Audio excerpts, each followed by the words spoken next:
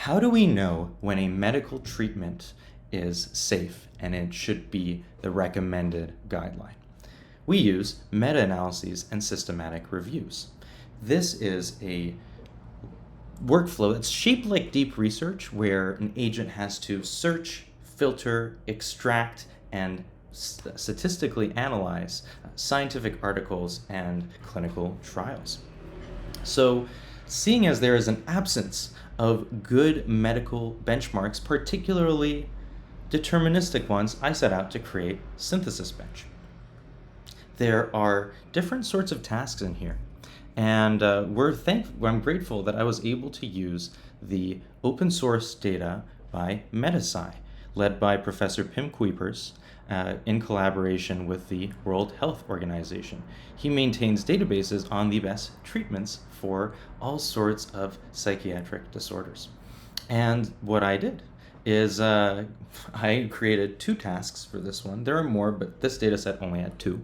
One that is asking, can the agent recover every review relevant data point grounded in the papers? And I was able to run it with Luna, Terra, and Sol on different effort levels of none, light, and medium. There's a recall and there is a precision. They seem to be good at precision. They're not that good at recall. And there's also a risk of bias. Can an agent reproduce expert judgments about study method bias? Like, did they properly randomize, or did the placebo people know they were under placebo? This one, it's pretty bad. We're using Cohen's kappa over here because it will it's a chance corrected measure of, like, okay, how well is the AI at aligning with the decisions of our humans?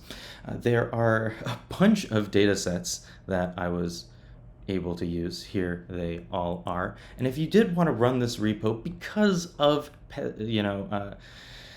licenses and papers and all that, what you can do is you can run the Oracle. That's about it. Just clone this repo and run the Oracle.